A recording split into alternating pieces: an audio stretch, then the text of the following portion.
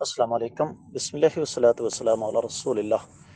سوال آ گیا جی، اللہ کے رسول صلی اللہ علیہ وسلم نے سیدنا عمر رضی اللہ تعالیٰ عنہ کی قرآن چھوڑ کر تورات پڑھنے پر ناراضگی کا اظہار کیوں فرمایا؟ اس سوال کا جواب چند الفاظ میں تو دینا ممکن نہیں، بات ذرا توجہ کے ساتھ سمجھنے والی ہے۔ امام ابن قیم رحمۃ اللہ علیہ نے لوگوں کی حق اور باطل کو جاننے کے حوالے سے 4 قسمیں بیان فرمائی ہیں۔ پہلی قسم یعرفون الحق والباطل، ایسے لوگ جن کو حق اور باطل دونوں کا پتہ ہے۔ ظاہر بات ہے ایسے لوگوں کو کوئی مشکل نہیں، کیونکہ جب وہ حق اور باطل دونوں کو جانتے ہیں تو پھر دونوں کے درمیان موازنہ کریں گے تو نتیجتاً ان کو سمجھ آ جائے گی کہ حق جو ہے وہ صحیح ہے۔ دوسری قسم یعرفون الحق ولا یعرفون الباطل، حق کا پتہ ہے باطل کا پتہ نہیں۔ ایسے لوگ شدید خطرے سے دوچار ہوتے ہیں، ان کے سامنے جب کوئی باطل چیز آتی ہے تو اس سے متاثر ہو جاتے ہیں، جس طرح کہ ہماری آج کی نوجوان نسل تیز رفتاری کے ساتھ متاثر ہو رہی ہے۔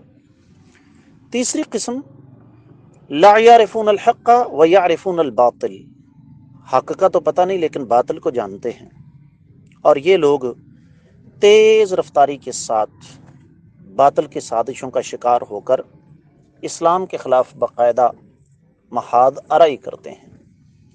اور چوتھی قسم لا یعرفون الحق ولا یعرفون الباطل، نہ ان کو حق کا پتہ ہے نہ باطل کا پتہ ہے، نتیجتاً ان کی زندگی جانوروں کی طرح بسر ہو رہی ہے۔ تو گزارش یہ ہے کہ قرآن کے علاوہ، اسلامی تعلیمات کے علاوہ دیگر چیزوں کو پڑھنا، اس کا حکم کیا ہے؟ پڑھیں، لیکن کب؟ جب آپ کو اسلامی تعلیمات اس حد تک مل جائیں کہ آپ کو باطل کے اشکالات جو ہیں وہ متاثر نہ کر سکیں، بہکا نہ سکیں۔ یہاں پر تو صورتحال یہ ہے کہ حق کا تو پتہ نہیں، لیکن باطل نظریات کی بھرمار آپ کے میڈیا سے لے کر آپ کے ڈراموں تک، آپ کی فلموں تک، آپ کے ناولز تک، یہاں تک کہ آپ کی تعلیمی نصاب تک۔ میں ذاتی طور پر سعودی عرب میں 7 سال پڑھا ہوں، اور میرا یہ دعویٰ ہے کہ جو بندہ سعودی نظام تعلیم کے تحت میٹرک کر لیتا ہے، وہ بندہ اللہ کی توفیق اور اس ذات بابرکات کے فضل و کرم سے پورا عالم دین ہے، اس لیے کہ 70% سے زیادہ انہوں نے میٹرک تک اسلامی مضامین رکھے ہوئے ہیں، اور ان میں سب سے زیادہ زور عقیدے پر دیا جاتا ہے۔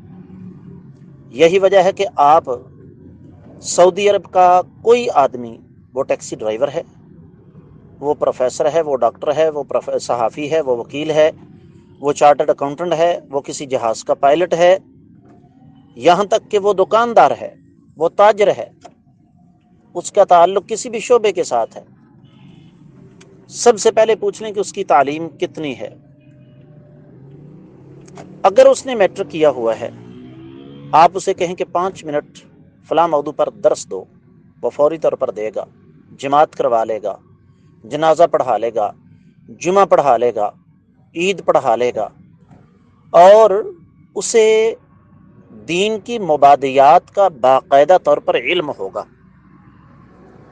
جبکہ یہاں صورتحال یہ ہے کہ ایم اے نہیں، ایم فل نہیں، بلکہ پی ایچ ڈی کیے ہوئے ہیں، اور صورتحال کیا ہے؟ غسل کا طریقہ نہیں آتا، طہارت کے مسائل کا علم نہیں ہے۔ اور کیوں نہیں ہے یہ بتانے کی ضرورت نہیں، آپ اچھی طرح جانتے ہیں کہ اس کا بنیادی سبب ہمارے پاس دینی شعور ہی نہیں، ہمیں کس نے سمجھایا ہی کچھ نہیں۔ تو اس لیے میں یہ گزارش کروں گا کہ شریعت اسلامیہ نے اگر باطل نظریات کو پڑھنے سے منع فرمایا ہے تو اس میں بہت بڑی حکمت ہے، امید ہے کہ آپ کو سمجھ آ گئی ہوگی۔